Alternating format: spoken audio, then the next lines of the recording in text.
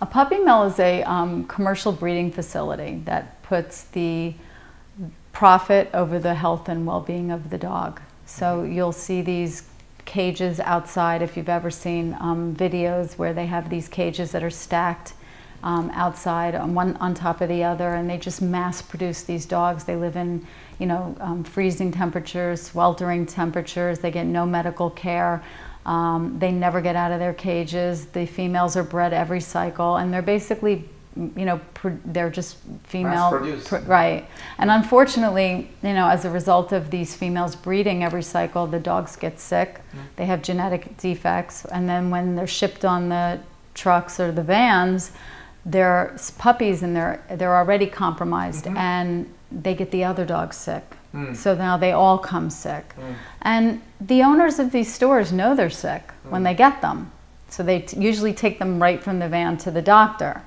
The doctor's usually in on the scam. So the doctor stamps the health certificate and they go back to the store, and many times the dogs aren't cured and they're sold before they're really well. Some of them never get well. They come with parvo, which can be fatal. They come with distemper, which is almost always fatal.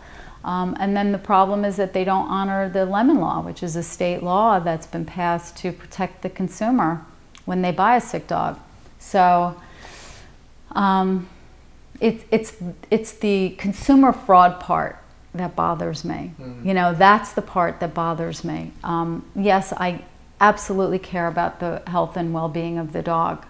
And I know our shelters are crowded, and that's all part of it. But the thing that angers me the most is that they are preying upon unsuspecting consumers with puppies.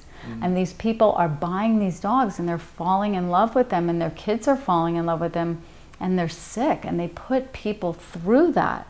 So that's the part of it that makes me really angry. I have a deep-seated anger to this industry.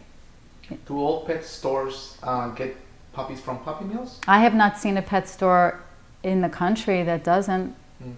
It's funny, they're a very litigious group. They like to sue. That's their big thing. They try to sue you into silence.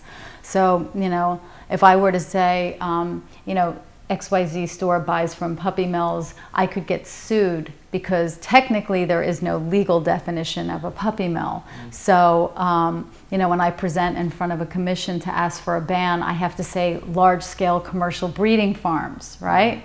So when you ask me, do they all come from puppy mills, I would say they all come from large-scale commercial breeding farms, right? But we know what I mean.